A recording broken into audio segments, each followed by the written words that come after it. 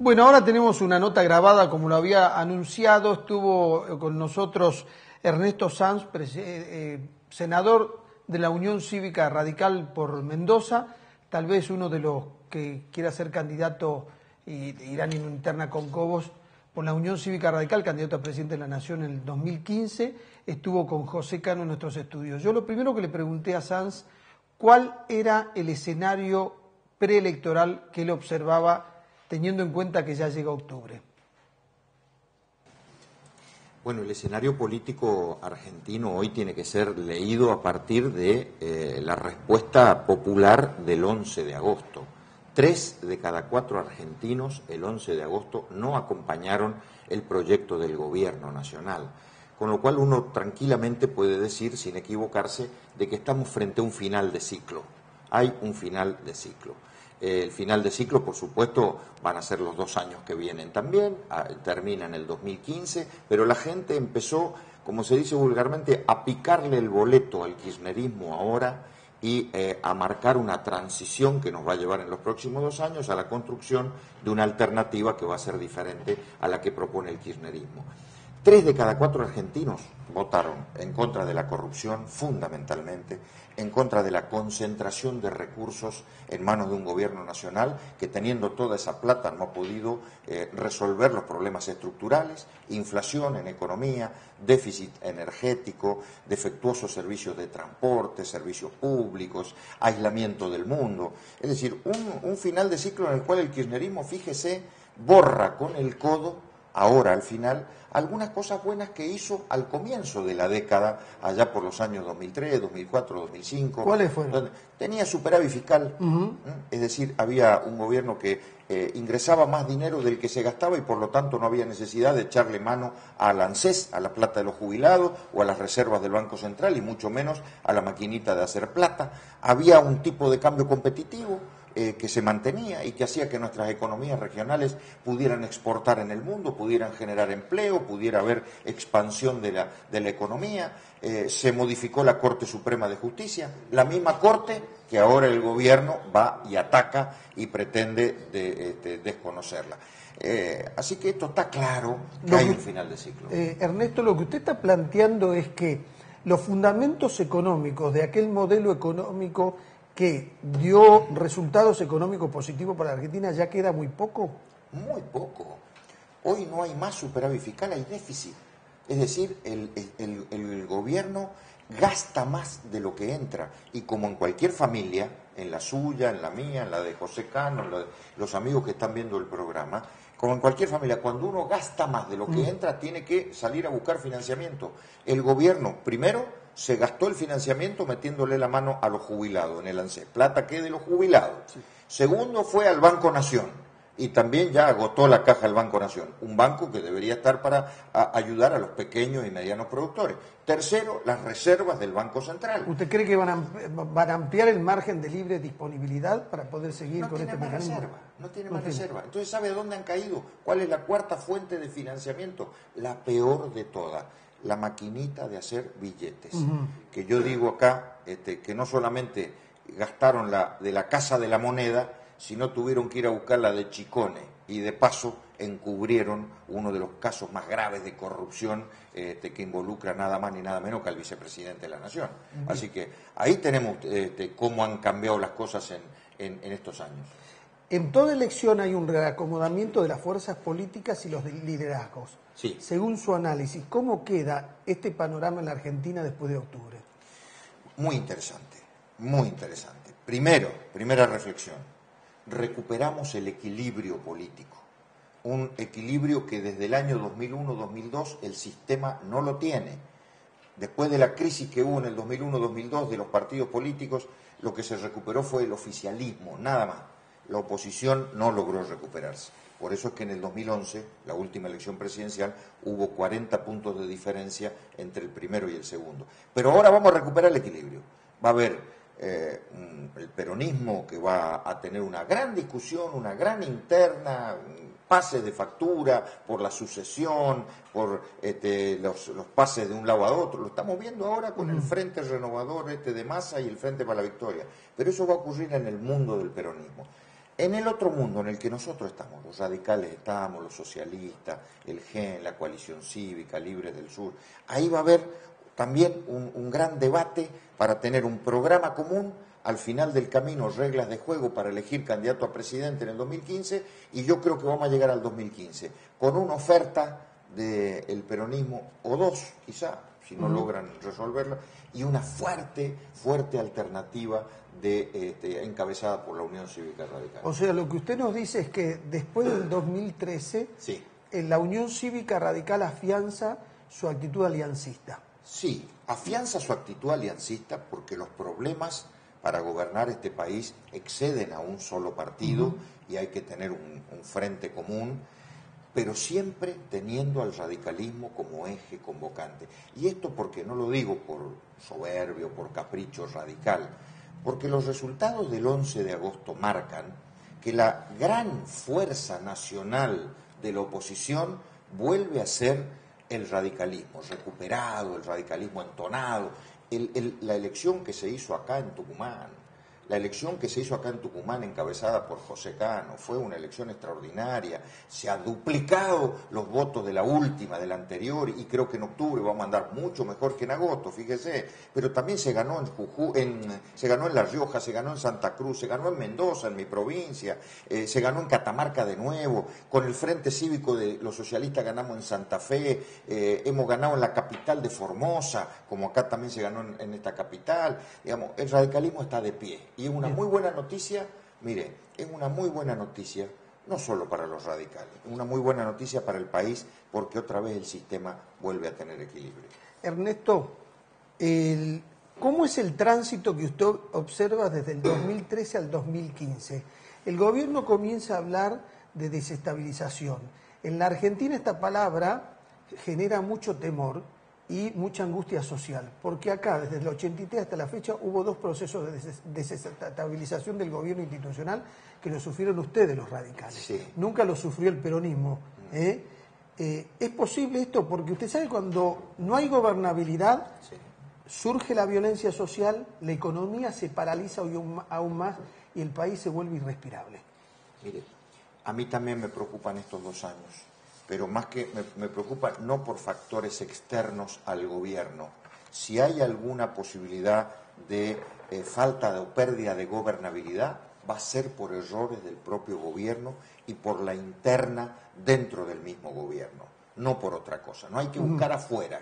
Si el gobierno toma el resultado de agosto y el que va a venir en octubre, y lo toma razonablemente como cualquier gobierno serio de cualquier país del mundo que pierde una elección de medio término. Mira para adentro, reconoce los errores, corrige el rumbo, cambia funcionario, como debería ocurrir, no hay problema por los 2 años que vienen, porque tampoco hay razones económicas, estructurales, para que a la Argentina le vaya mal. El precio de nuestros productos internacionales está por las nubes, y lo están aprovechando Uruguay, Paraguay, Brasil, Chile, nosotros sí, no. Pero usted me dice que la economía interna hacia adelante tiende a complicarse más. Bueno, si el pero ¿sabe por qué? ¿Sabe por qué? No por factores económicos tiende a complicarse, por la interna. Política. Claro. La política es la que influye negativamente en la economía. Si la política, el gobierno y sus internas y sus líos no influyeran negativamente sobre la economía debería funcionar bien, porque cuando usted sale de la Argentina, ahí nomás, y va ya le digo, Uruguay, Chile, Brasil, Paraguay, funciona bien la economía allí. O sea, el contexto de América es un contexto muy bueno. El problema de la Argentina, ¿cuál es? ¿Es de afuera o de adentro? Es de adentro. Y por eso es que los próximos 2 años hay que vigilar mucho que el peronismo administre esta transición sin violencia, con racionalidad y con madurez. José Cano, bueno, primero muchas gracias porque acaban de bajar del avión. Tienen pinta de viajeros de avión, sí, entonces estamos acá. El hecho de que todos tengan una gran expectativa en el resultado que vos vas a obtener en octubre, es un peso, es una responsabilidad. A ver, cuando uno no hace una buena elección espera que le digan que bueno. Ahora, cuando esperan mucho más, la responsabilidad se incrementa. Sí, pero te diría que lo que uno vive, o lo que vivimos, los que formamos parte del Acuerdo Cívico y Social en Tucumán, y en mi caso, como primer candidato a diputado nacional de la Unión Cívica Radical, lo viven los radicales de Mendoza, los de Chaco, porque esto que planteaba Ernesto con respecto a la deuda que tenía la oposición, y en particular el radicalismo, de volver a aportar a un proyecto colectivo, es lo que estamos haciendo. A eso se debe la presencia de Ernesto acá en Tucumán, como está recorriendo prácticamente todo el país, porque si algo dejó el último proceso electoral de las PASO, casualmente fue poner de nuevo en visibilidad lo que de hecho tanto en la Cámara de Diputados como en la Cámara de Senadores se da en cuanto a número de diputados y senadores que tiene la Unión Cívica Radical. Pero aparte acá en Tucumán con un plus, porque nosotros honestamente logramos desde el 2009 consolidar el acuerdo cívico y social. Creo que fue la única provincia donde el espacio no se diluyó, con mucho esfuerzo, con errores que seguramente hemos cometido, sobre todo en el 2011, donde el radicalismo fue a las PASO solamente como Unión Cívica Radical, pero no tan solo que lo hemos consolidado en este proceso electoral, en lineamiento con lo que se está haciendo en la mayoría de los distritos, sino que lo hemos ampliado con la suma de dirigentes del propio Partido Justicialista y en algunos casos con dirigentes que son referentes dentro de ese espacio. Así que obviamente que uno toma... ¿Se están sumando algunos peronistas al radicalismo? Sí, la semana pasada tuvimos la incorporación de Balceda que fue un legislador importante, nada más y nada menos que el que denunció las vinculaciones del narcotráfico y de la droga con la política y sí, casi le costó su banca. Yo fui el único legislador en ese momento que acompañé ese planteo cuando pidieron una cuestión de privilegio. Y surge porque, un poco por lo que si la política no es capaz en una década de crecimiento como no hubo en los últimos 50 años antecedentes, no es capaz de resolver las cuestiones que tiene que resolver y que lamentablemente, este gobierno no las resolvió. Pasamos del autoabastecimiento energético a 15.000 millones de dólares que tenemos por la importación de combustible para que funcione nuestra industria, para garantizar, las cuestiones esenciales del Estado. Acá en Tucumán estamos consumiendo el agua de obras que se refieren a la década del 50. Entonces, después de 10 años de crecimiento económico, no supimos resolver las cuestiones que tienen que ver con algo que para el radicalismo y que para el propio justicialismo son cuestiones irrenunciables. Si la política en una década de crecimiento no resuelve los problemas de la pobreza estructural y lo que eso trae aparejado, y bueno, algo está fallando. Es decir, hasta que asumió el actual gobierno, la lógica de los gobernadores en la mayoría de las provincias, y sobre todo en provincias como la nuestra, las más pobres, era llegar del 1 al 10 a pagar sueldo. Fíjese usted que Tucumán pasó de 1.300 millones de presupuesto a 22.000 millones el año pasado. Entonces, es realmente inconcebible que todavía haya tucumanos que no tengan agua potable, que no tengan cloaca, que no tengan cuestiones esenciales que el Estado tiene que garantizar. Al gobierno le irrita mucho cuando hablas de la desnutrición infantil y hablas de la mortalidad infantil.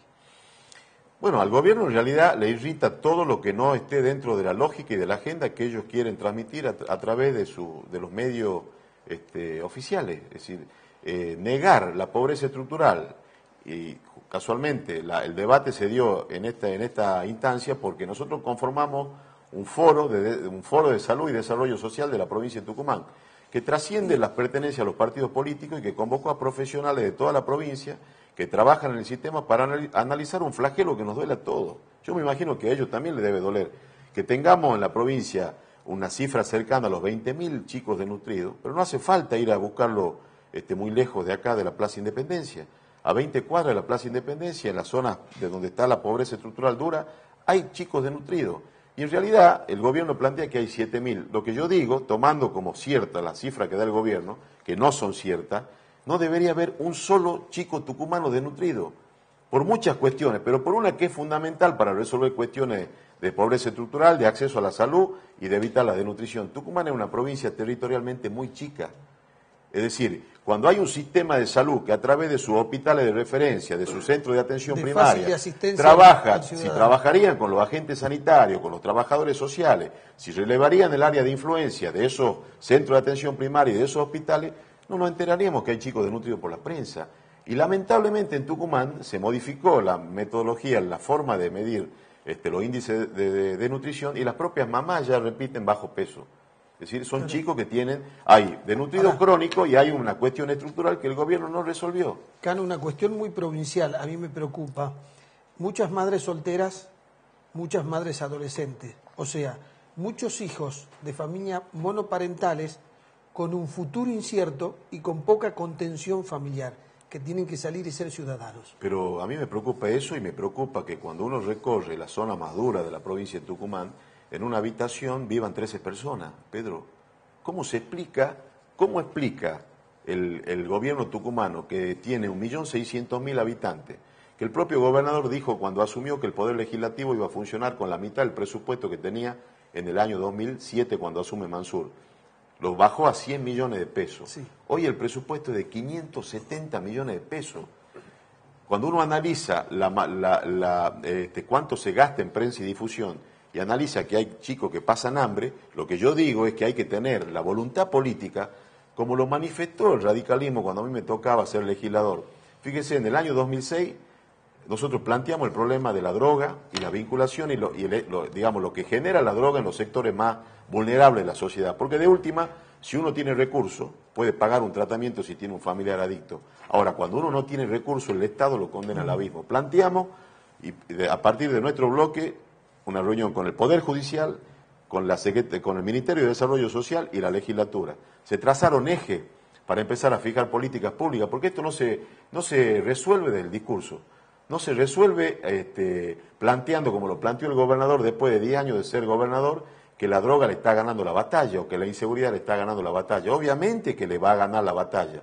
Si no se dejan sentadas las bases y se fijan políticas de Estado, digo y tomo el ejemplo del agua. Celestino Helsi en la década del 50 se planteó de qué manera tenía que garantizar el agua potable para una provincia que iba a desarrollarse. Y después de más de 50 años prácticamente, 50 años. Bueno, hoy nos damos que Tucumán sigue consumiendo el agua del dique El Cadillal y no hay ninguna obra nueva. Está planteada la construcción del dique Potrero de las Tablas, no se hizo. Bien. ¿Por qué no se hizo? Porque se prioriza lo emergente, lo coyuntural y no se piensa de qué manera en esta década de crecimiento, por ejemplo, a nivel nacional, el kirchnerismo debería haber sentado las bases para que la Argentina se siga autoabasteciendo de combustible en materia energética y no lo hizo.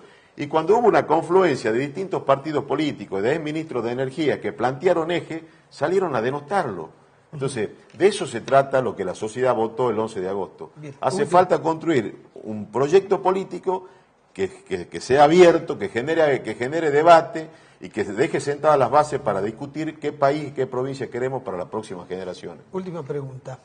Juan Carlos Veiga, el expresidente de la Corte, estuvo en uno de los programas que hicimos preguntándole a quienes tienen representatividad social e institucional cuáles eran los temas que tenía pendiente el Congreso de la Nación. Uno de ellos, él me decía, incrementar la estructura del Poder Judicial Federal. Se ha creado el tercer juzgado federal en Tucumán. Juan Carlos Veiga decía que crear 2 más, no 1. Pero bueno, nosotros desde el bloque presentamos la creación del juzgado número 3 en el 2011. El Senado lo aprobó, fue a la Cámara de Diputados. Habíamos planteado en el proyecto original que sea un juzgado para tratar específicamente los temas vinculados a leyes de delitos especiales y narcotráfico. En diputados se modificó y en la sesión de la semana pasada se aprobó por unanimidad y se transformó en ley, con lo cual la Justicia Federal de Tucumán va a ampliar la posibilidad del acceso a la justicia, de la celeridad que deben tener las causas judiciales, y esto me parece que, forma parte de las cuestiones que nosotros, el radicalismo no es un bloque opositor y esto siempre lo reivindica Ernesto Sanz. Nosotros somos un partido de gobierno y hemos planteado eje de discusión. Casualmente acá en Tucumán, hace 2 años, lanzamos el programa nacional que tiene el radicalismo para recuperar los ferrocarriles y lo hicimos desde Tafí Viejo.